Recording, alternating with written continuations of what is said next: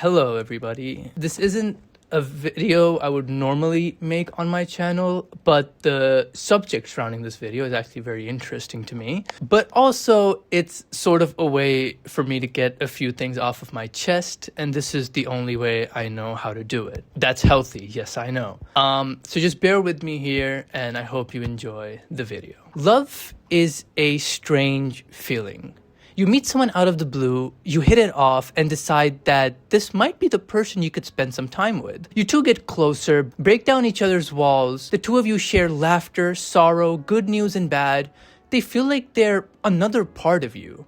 You two become inseparable. Then, in a blink of an eye, it's all gone. All that is left is the fights and tears and the broken promises the two of you made with each other. And after it's all said and done, they just become another person in your story. Losing someone you love can be one of the hardest thing anyone can ever go through. It becomes almost impossible to even let yourself believe that there's a chance for you to ever move on. Marcus Aurelius says, "Accept the things to which fate binds you, and love the people with whom fate brings you together. But do so with all your heart." If you truly do love, it is very easy to lose sight of how fast things can move at times. In many relationships, when fate brings you together, you can learn about someone in a matter of mere months. Their likes, their dislikes, their childhood, their families. It's all done so quickly and soon enough because your significant other knows so much about you, they become the only other person you can turn to when you need assistance. Whether it be to talk to someone or just share some exciting news, it feels nice to have someone be there and be a present and active member of your life. And that's what makes losing them so terrifying. Because when a relationship ends, it's not just that the person disappears, it's the routine.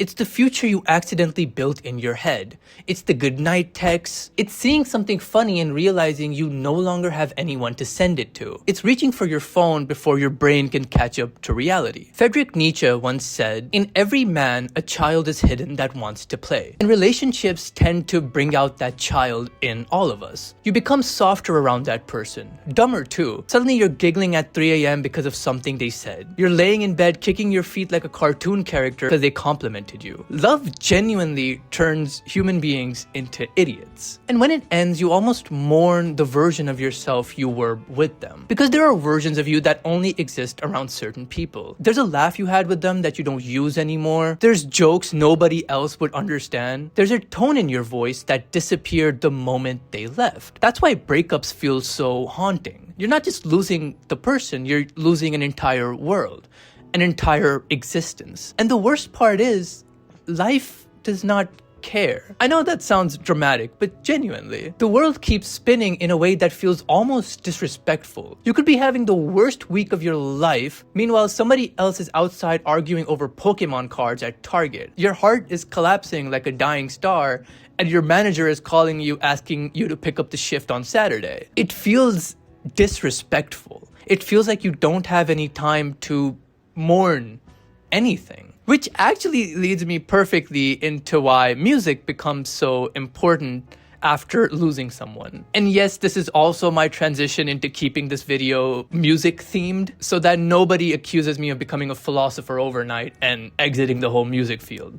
I'm still a music tuber, guys. Relax. Music plays a massive role in how people express love. So much so that now there's a whole dating app dedicated to finding partners based on music taste. Relationships are built around it more than ever. Making playlists for each other, sending songs back and forth at 2 a.m., sitting in silence while an album plays in the background. Music becomes attached to people. Eventually, certain songs stop sounding like sounds and start sounding like the experience you lived with them when that song was playing. And that connection becomes stronger than ever after a relationship ends. Because in a weird way, music understands heartbreak better than most people do. There will always be someone telling you, you'll find somebody else, or there's plenty of fish in the sea, or you'll move on eventually. But then you put on a song that perfectly captures the exact feeling sitting in your chest, and suddenly you don't feel insane anymore. That's why breakup music has become so universal now.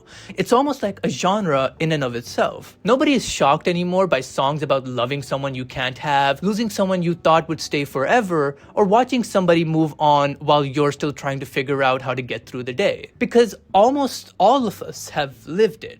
And if you haven't, you better buckle up, because it's rough. Artists like Joji built their entire careers around the feeling of emptiness after love disappears. Songs like Glimpse of Us or The Past Won't Leave My Bed don't even sound like breakup in a traditional sense. It sounds worse. It sounds like you're trying to move on after realizing a part of you never actually did. Lyrics like "Said I'm fine and said I moved on," or "I try to move on but the past won't leave my bed." There's something so deeply painful about loving someone while still seeing traces of someone old in your mind. These songs hurt because it captures guilt alongside grief. The terrifying realization that sometimes people leave physically long before they can leave mentally. Then there's artists like Conan Gray, and I genuinely think nobody captures young heartbreak better than Conan Gray. Songs like Memories or The Exit or Vodka Cranberry don't feel theatrical or exaggerated, they feel small and personal. And heartbreak is quiet most of the times. You're probably dealing with it just by yourself. That's probably why so many artists choose to hide behind louder productions, bigger choruses, and upbeat instrumentals. Because realistically, that's what most people do in real life too. People don't always deal with heartbreak just by sitting in a dark room and listening to music while the rain hits your window. Most people distract themselves. They go out more, they drink more, they surround themselves with friends constantly because the silence becomes unbearable. And music evolved to reflect that. Artists like Olivia Rodrigo have mastered this perfectly. Songs like Good For You sound explosive and energetic, almost fun on the surface, but underneath all the screaming guitars and sarcastic lyrics is somebody completely unraveling emotionally. Even her newest song, The Cure, sounds the same, where the ending is so grand, but then you hear the lyrics and you're like, wow, this is depressing. And I will admit, I cried to that song many times. I can't lie. I'm an emotional boy. I'm a little boy that just needs a hug. Come on. I'm a legend, bruh. Even Deja Vu captures something so painfully real about heartbreak. The horrifying feeling of realizing the little things you thought were special between the two of you weren't actually yours forever. Now somebody else gets that same joke, or somebody else is watching the TV show that you two were meant to watch. Like My Adventures with Superman. That was a bit too personal. Don't get carried away now. And honestly, that thought alone probably adds like 3 more years onto the human suffrage, bro. Then there's Gracie Abrams, whose music feels almost uncomfortable at times. Songs like I Miss You, I'm Sorry, or Risk captured the kind of heartbreak people usually keep to themselves. The overthinking, the regret, the wanting to text somebody knowing fully well you shouldn't. But what's interesting is heartbreak music isn't limited to artists who are known for making heartbreak music. It becomes such a universal experience that artists whose main theme revolve completely around a different genre still end up circling back to love and loss eventually. Look at Kanye West. For somebody who spent years making larger-than-life music about fame, ego, and success, some of his most impactful songs come from vulnerability and emotional collapse. Heartless is literally built around betrayal and emotional numbness. Even albums like 808s and Heartbreak changed music entirely because they proved rap audiences were willing to embrace new grief and loneliness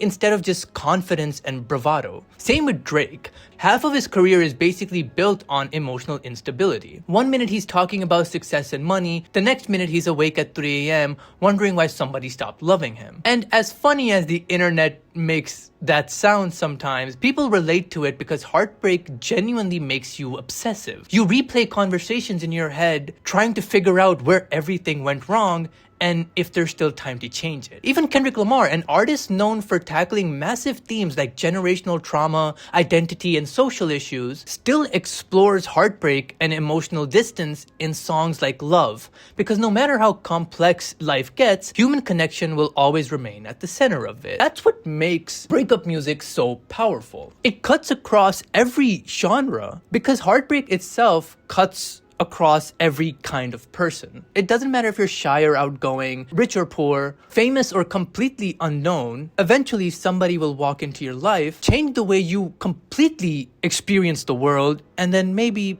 leave. And when they do, music becomes one of the few things capable of carrying emotions too heavy to explain normally. Every heartbreak song ever written is proof that somebody else survived the exact feelings that are currently destroying you. Somebody else cried over that late night phone call. Somebody else had to learn how to live without a person they thought they'd grow old with. Somebody else heard a song and felt their chest tightening. Love leaves echoes behind.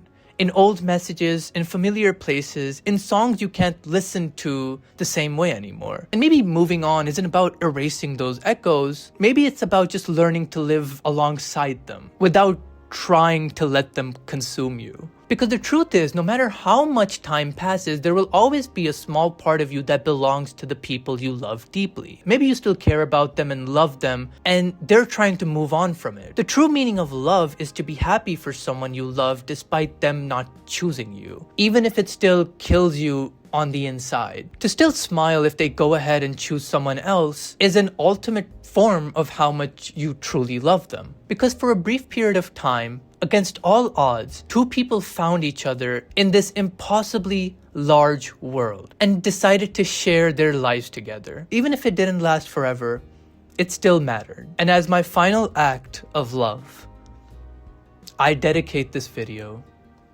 to you. If you've made it to the end of the video, thank you so much for watching. I cannot begin to describe how nice it feels to get most of these feelings off of my chest. If you couldn't already tell, this comes from a very personal experience in my life. So it's nice to just sort of talk about it, even if it is to a camera. And if it could help just one or two people out, it's something. I wrote a song about this exact feeling, so I think I might upload that alongside this. So if you see it, you know that it's there. I might link it somewhere so that you guys can watch it. It might be unlisted, but that's only because I'm a shy fry, you know. But again, thank you so much for watching. If you enjoyed this video, make sure to like and subscribe and comment if you've ever gotten your heart brutally torn out by someone that you loved. And I love you,